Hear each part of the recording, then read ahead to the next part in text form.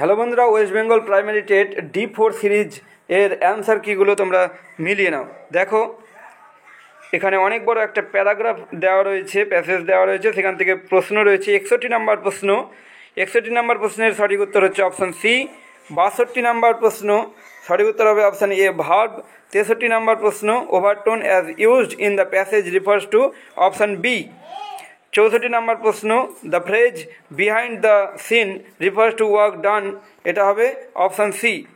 65 নম্বর প্রশ্ন, এটার উত্তর হবে যে ইট ওয়াজ নাইদার এক্সপেক্টেড নর প্রেডিক্টেড, অপশান এ।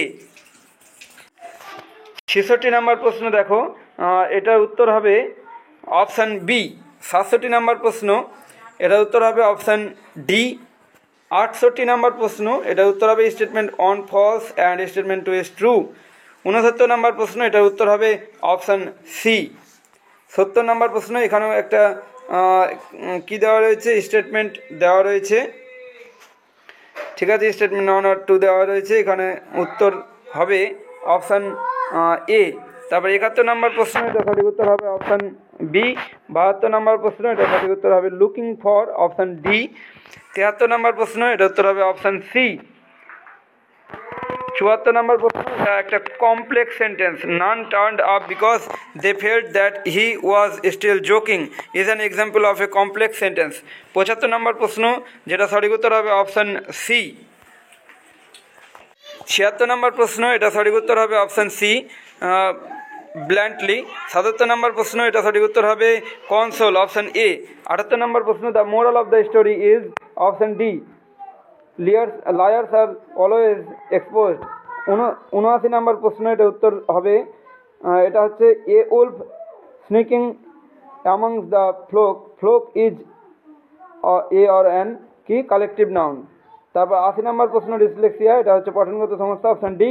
81 নম্বর প্রশ্ন, এটা উত্তর হবে এই purpose of CC in learning English as a second language is, option C. 82 নম্বর প্রশ্ন, এটা উত্তর হবে এই which evaluation is done by the teacher during the process of learning, এটা হচ্ছে ফর্মেটিভ ইভ্যালুয়েশন। 83 নম্বর প্রশ্ন, study of meaning in a language is known as সেমান্টিক্স।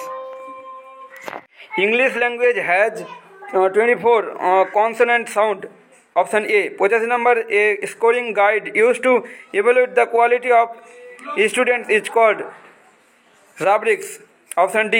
তারপর 86 নম্বর প্রশ্ন, pedagogical grammar means teaching grammar in context, এটা হচ্ছে অপশান ডি। তারপর 87, a good piece of writing in English involves idea presentation and coherence, option B.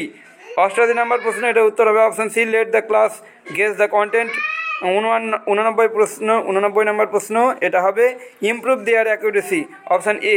90 নম্বর প্রশ্ন, এটা উত্তর হচ্ছে effective learning in a classroom situation takes place when the learners are interactive, option C. এই ভিডিওতে অ্যান্সারগুলো আমি তুলে ধরলাম ইংরেজির। এখন এই পর্যন্ত, দেখা হচ্ছে পরবর্তী ভিডিওতে। Thank you so much.